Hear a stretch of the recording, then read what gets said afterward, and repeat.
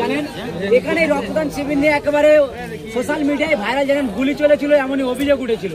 আর সেই চৌহানি গ্রামে এই মুহূর্তে দেখা যাচ্ছে যুবক থেকে মুরব্বীদের যে ভিড়, এই মুহূর্তে আমরা যুবক ছেলের মুখ থেকে জিজ্ঞাসা করার চেষ্টা করবো যে কি বলবেন।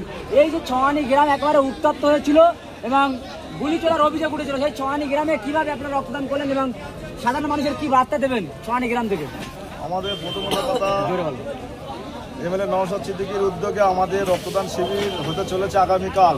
আমাদের ভগবানপুর অঞ্চল আগামীকাল ইতিহাস তৈরি হয়ে যাবে, মানুষ সন্তুষ্টভাবে আমাদের রক্ত দেবে, এই আশ্বাস আমাদের দিয়েছে।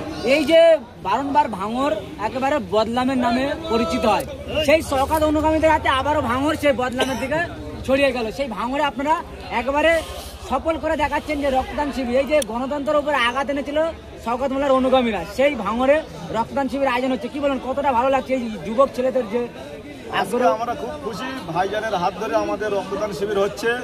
কেননা বিরোধীরা শাসক চাচ্ছে, একের পর এক অন্যায় করছে, সেইটা আমরা কি করছি, ভাইজানের নীতি আদর্শ মেনে আমরা মানুষের পাশে আছি, মানুষের পাশে থাকবো, মানুষের কাছে আমরা থাকবো। এই কেমন লাগছে যে যুবক ছেলে হিসাবে আপনারা এই এখন তো পাশে মেলা হচ্ছে, মেলা বাদ দিয়ে আমাদের আজকে খাওয়া দাওয়ার আয়োজন ছিল, 5,000 লোকের খাওয়া দাওয়ার আয়োজন ছিল, এখনো পর্যন্ত খাওয়া দাওয়া চলছে, এখনো শেষ হয়নি, এখনো খাওয়া দাওয়া হবে। কি বলবেন মুরব্বী, যে এই যে বারংবার দেখা যায় ভাঙর বিধানসভাতে ছেলে